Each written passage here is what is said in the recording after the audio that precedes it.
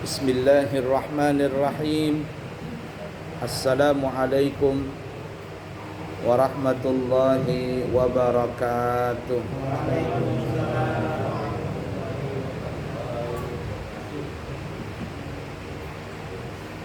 Alhamdulillahi rabbil alamin.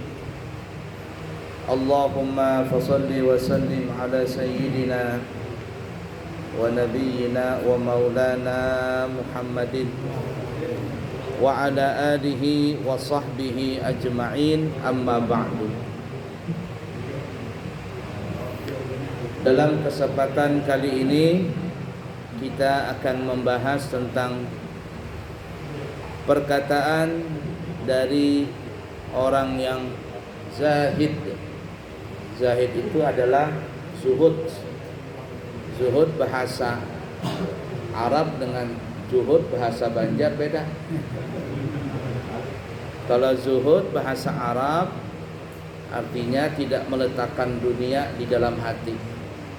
Orangnya boleh aja sugih, duit banyak berlipat, rumah besar bertingkat, mobil baru catnya mengkilat, istrinya cantik memikat, sampai-sampai berisi 4.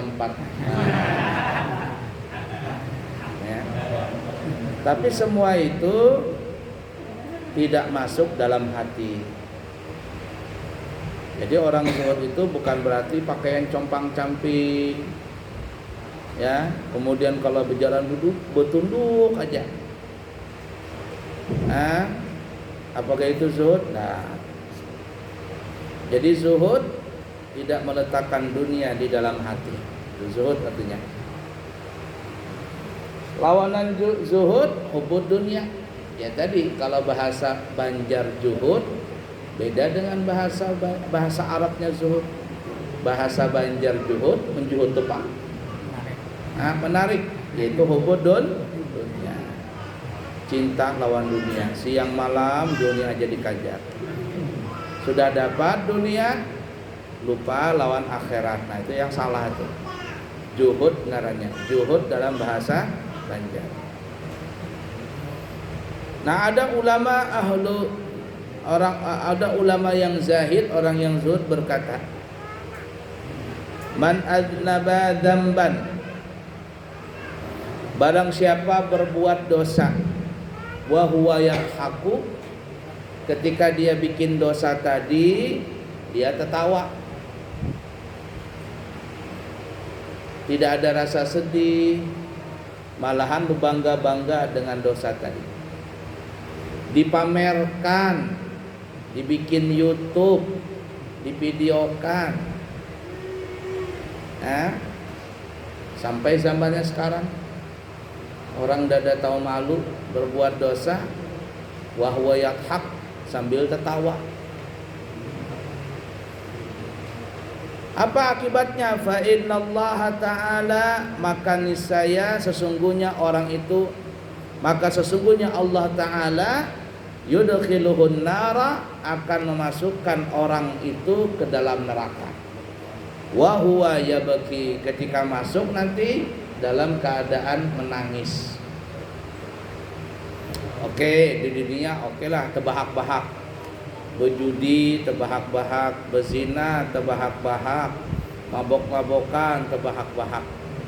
Nanti ketika masuk neraka dia menangis. Bahkan terkadang sebelum masuk neraka di dunia pun sudah menangis. Itu ada orang peragah jagau. Peragah jagau membawa parang, putar parang, begitu. Ditangkap polisi, menangis. Kenapa menangis? Ingat bini, ingat anak. Kemarin pindah jagau bana, tangkap polisi, menangis juga. Itu baru di penjara di dunia, menangis. Bagaimana di dalam neraka. Nah sebaliknya, waman ata'a wa huwa yabki, siapa yang taat kepada Allah, dia salat wa huwa yabki, salat tenangis, Dia beribadah baca Quran, menangis.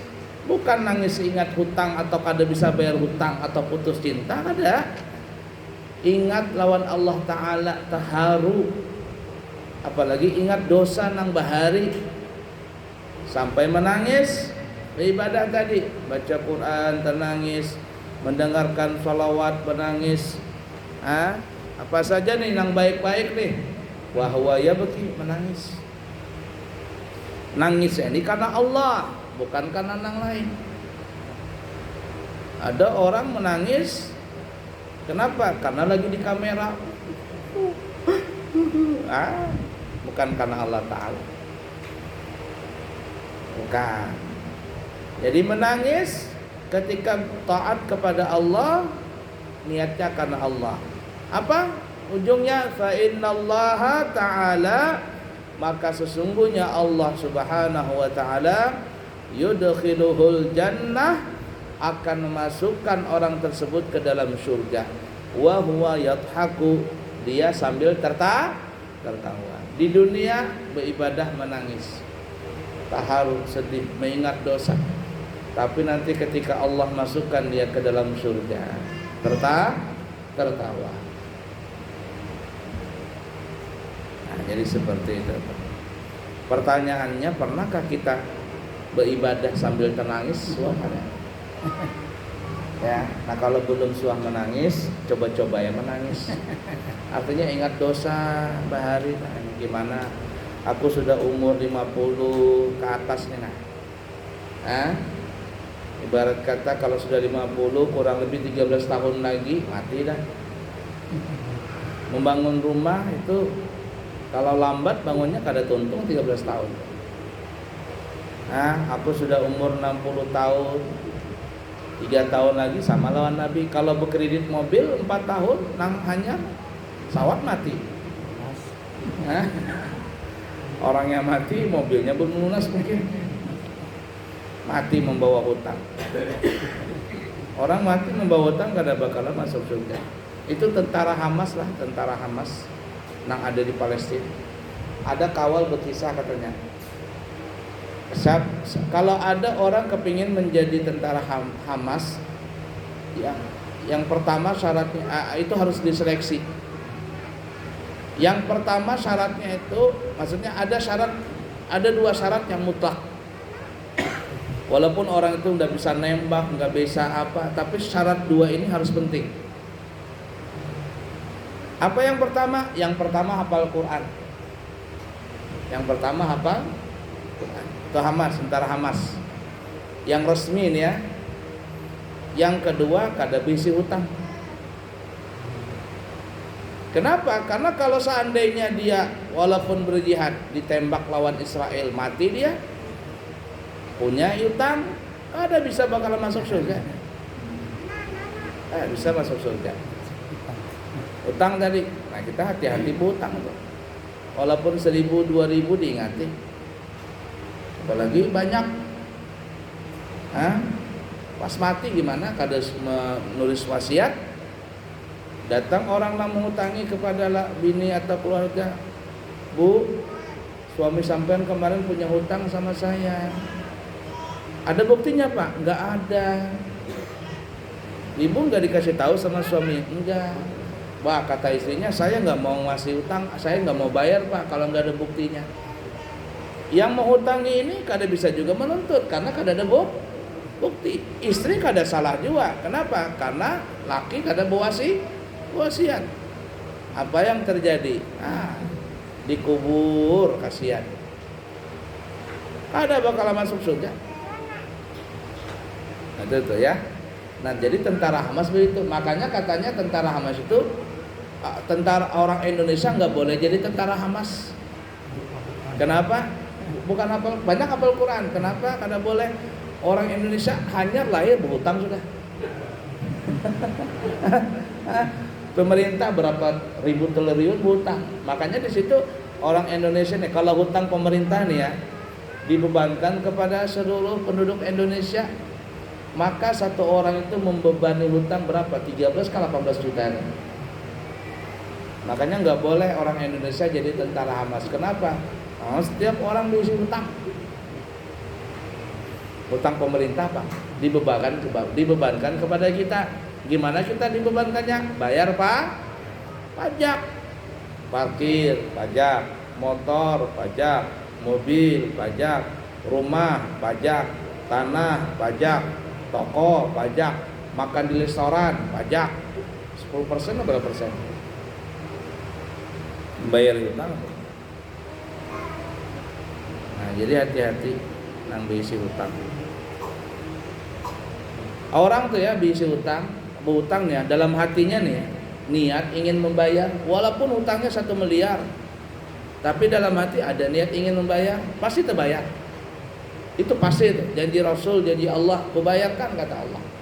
Tapi kalau ada orang berhutang, niat dalam hati kada akan membayar, dari awal dia kada akan membayar, sampai mati kada bisa bayar. Allah tutup mata hatinya kada mau bayar. Jadi berhati-hati dalam masalah ini.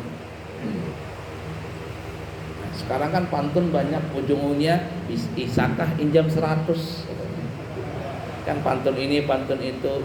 Jokowi aja pantun ujung-ujungnya adakah 100 alias berhutang. La ilaha illallah.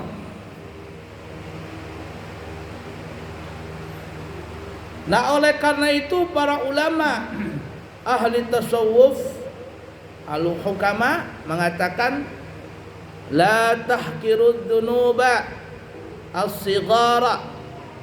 Jangan kalian meremehkan dosa kecil. Terkadang kita ini kan dosa kecil diremehkan, kecil aja gak apa-apa. Jangan. Kenapa? Fa innaha tatasya'abu minha dzunubul kibaru. Karena dari dosa yang kecil itu akan bercabang-cabang menjadi dosa besar. Itu yang pepatah bahari. Sedikit-sedikit akhirnya menjadi bukit. Jakanya harta nang banyak bukitnya alhamdulillah. Jakanya pahala nang bukitnya tadi alhamdulillah. Kalau dosa bahaya. Kecil, dosa kecil, enggak apa-apa, kecil aja dosanya. Terkadang mulut kita menyambati orang enggak sadar. Atau zaman sekarang ngeprank kan, ngeprank ini, ngeprank itu. Atau bersambat-sambatan, tiba-tiba ada orang nang kada suka. Nah, dosa itu. Main Facebook, main WhatsApp, gaya-gayaan, timbul nanti ada yang sakit hati. Terkadang kita kada sadar dalam masalah itu, dosa. Makanya kata Ahlu Hikmah, jangan menganggap remeh dosa kecil. Jangan menganggap remeh dosa kecil, karena dari yang kecil itu akan bercabang menjadi dosa besar. Semua kita berdosa. Tidak ada yang tidak berdosa. Dan mohon maaf, biasanya siapa nang paling tua itu nang paling banyak dosa. Biasanya. Karena kan terdahulu hidup nih. Terdahulu hidup. Tapi nang parah Adam umur anom dosanya ngalah-ngalahin nang tua. Itu bahaya sekali. Semua orang berdosa kecuali Nabi dan Rasul dan malaikat. Tapi sebaik-baik orang yang berdosa adalah orang yang bertobat. Orang yang bertobat.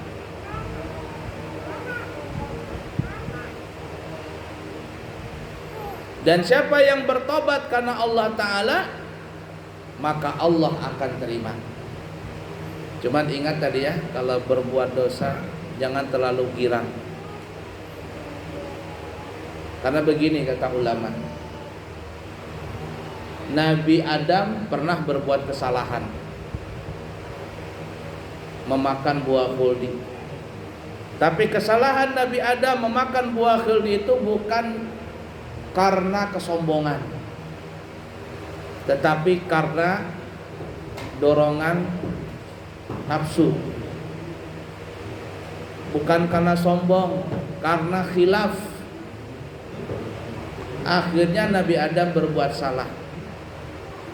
Kalau ada orang berbuat dosa karena khilaf, karena nggak sengaja dan sebagainya, itu biasanya pasti akan bertobat orang tadi.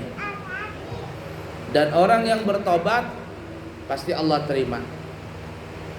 Namun sebaliknya, iblis laknatullah juga berbuat dosa. Iblis itu dosanya nggak gede-gede banget. Masih banyak dosa yang gede dilakukan manusia. Iblis tidak menyekutukan Allah. Iblis menyembah Allah.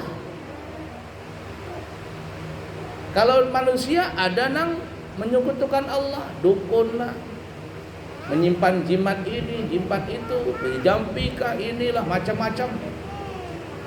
Iblis dah, dia tahu Allah itu Tuhannya, dia minta kepada Allah. Cuman kesalahan iblis ada satu aja. Apa itu?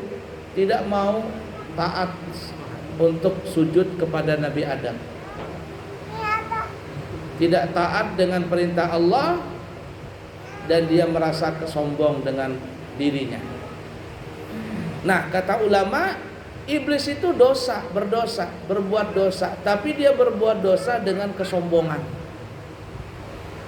Maka orang yang berbuat dosa dengan kesombongan, itu kata ulama tidak pernah akalan, pernah bertobat, kecuali Allah berikan hidayah. Jadi kalau ada orang berbuat dosa dengan kesombongan, gak bakalan dia bertobat. Tapi kalau ada orang berbuat dosa karena tergelincir, karena khilaf, itu pasti dia akan bertobat. Nah, ini kaitannya sama dengan perkataan orang Zaid tadi. Orang yang berbuat dosa sambil tertawa, maka Allah akan masukkan dia ke dalam neraka dalam keadaan menangis. Kenapa? Karena ketika dia berbuat dosa di dunia, seakan-akan dia sombong, tertawa. Tapi siapa yang berbuat dosa karena khilaf, maka biasanya dia akan bertobat, dan Allah akan mengembalikan dia ke dalam surga dengan tobatnya dia. Yaitu tadi, siapa yang beribadah dia menangis, ingat dosa, nangis dia, beramal, kira-kira cukup aja ke amalku ini dengan umur yang tersisa, menutupi aja ke amal yang baik ini dengan dosa yang pernah aku lakukan, nangis dia. Maka kata ulama, orang ini akan dimasukkan oleh Allah ke dalam surga, wa huwa yadhaku, dia dalam keadaan tertawa. Nah, oleh karena itu, kalau seandainya kita berbuat dosa, bukan menganjurkanlah kita melakukan dosa, tapi kalau seandainya kita berbuat dosa, maka jangan berbuat dosa itu karena kesombongan. Tapi kita berbuat dosa itu karena mungkin terpaksa, atau mungkin karena khilaf dan sengaja, tidak tanpa sengaja. Jangan sampai ada di antara kita berbuat dosa karena tertawa, kesombongan, maka yang seperti itu akan dimasukkan dalam neraka dalam keadaan menangis. Semoga Allah Subhanahu wa taala mengampuni segala dosa dan kesalahan kita, serta menerima segala amal ibadah kita. Amin, Allahumma amin ya rabbal alamin. Insyaallah kami nanti akan berangkat umrah tanggal 27 Desember membawa rombongan jamaah. Pulang mungkin nanti tanggal 8 atau tanggal 10 Januari. Dan kalau tidak ada halangan lagi, tanggal 22 Januari atau ke atas itu akan berangkat lagi membawa rombongan umrah. Kalau yang Desember sudah tutup, nah yang Januari masih ada seatnya untuk berangkat umrah. Siapa tahu ada yang hendak tulak berangkat umrah di bulan Januari masih dibuka pendaftaran 12 hari 32 juta sudah dari Balikpapan. Di tempat lain orang buka harga 34, 35, kita 32 sudah lengkap dari Balikpapan. Oh, kemudian dibuka juga pendaftaran, siapa tahu ada yang mencangkul di rumah ya, tiba-tiba terhantuk cangkulnya, ting, sekalinya emas 10 kilo. Jangan lambat-lambat. Nah, kita membuka berangkat haji tahun 2024 langsung berangkat. Harganya 195 juta. Ini sudah ada yang mendaftar 3 orang. Nah, siapa tahu ada yang kepingin berangkat haji furada langsung berangkat 195 juta langsung berangkat. Ya, kalau ada segera mendaftar. Oh, kemudian siapa tahu juga ada bubuhan jamaah hendak membadalkan keluarganya yang sudah meninggal dunia, mamanya kah, abahnya kah, binsanaknya kah, atau siapa, bininya kah, atau siapa gitu sudah meninggal hendak diumrah badalkan, maka kami insya Allah siap untuk membadalkan. Kami sendiri yang membadalkannya nanti. Untuk ujrah atau biayanya nanti di calling saja. Nantinya kita bisa nego di situ. Yang penting bisa membantu orang yang hendak membadalkan umrah untuk keluarganya sudah meninggal dunia. Nah, siapa tahu ada yang berminat segera menghubungi karena kami hendak menyusun jadwal nih untuk keberangkatan. Ya, seperti itu. Semoga ada manfaatnya. Subhanakallahumma wa bihamdika asyhadu an la ilaha illa anta astaghfiruka wa atubu ilaik. Wa akhiru kalam. Wassalamualaikum warahmatullahi wabarakatuh.